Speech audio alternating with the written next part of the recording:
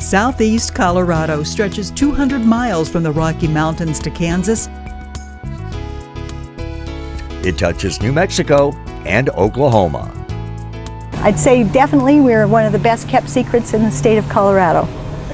You know, Southeast Colorado is, it isn't the mountains, it's not the Front Range, and I guess that's probably what I like best about it. It's a slower pace lifestyle, which I think a lot of folks appreciate. There's more people in one block in Denver than we have in our entire county.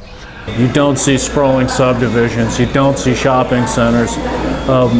You see a very much an intact historic town. That's a really remarkable area. You can go out into an area like that and feel like you stepped back 100 years, you know, in the cattle ranches. The 8-county region is home to just under 70,000 residents and has been connected by culture, values, and work ethic since the first people arrived here. What we have is we have beautiful sunsets. We have beautiful people with servants' hearts. We have faithful, hardworking people in this community.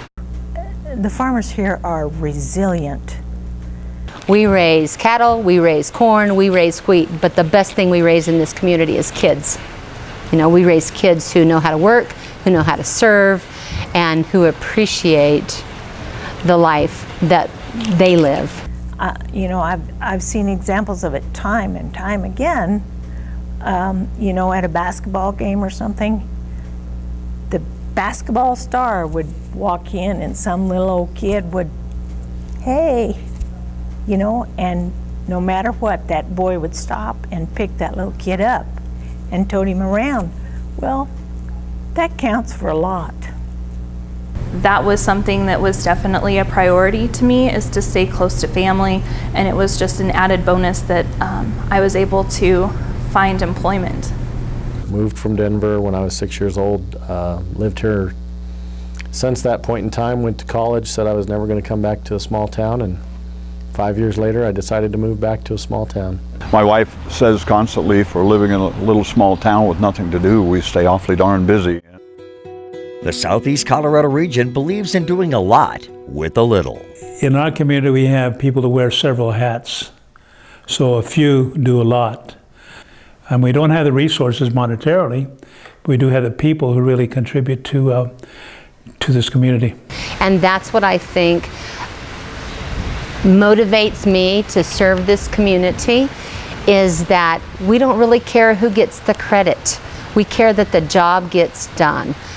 And people just do. And as you said, how do you do a lot with a little? You get a lot of volunteers, you get people excited, and they'll go out and they'll make it happen. When we built this park, we had 297 residents come into this space, roll up their sleeves together, work together, and transform this space into a bright, vibrant, alive space that really has started to transform not only our community, but transform just how we approach things. It's not finding solutions for people, it's finding solutions with our community. In our region, we recognize that our various governments and groups need to work together to reach higher goals. I think that relationship and that kind of partnering has greatly improved in recent years. Regionalization and working together is extremely important to all of us in rural Colorado. The opportunities to partner are growing, and the need to partner is also growing. The idea being that if one part of the region is successful, the whole region will be successful.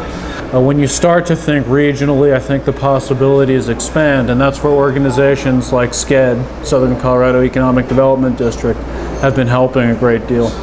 Things have to be accomplished regionally. Nobody's an island. With the world economy, you can't survive if you think you can do it by yourself. The counties of Southeast Colorado have recognized that their most valuable resource is people. They are working hard to provide opportunities for young people to stay in the area and build successful lives.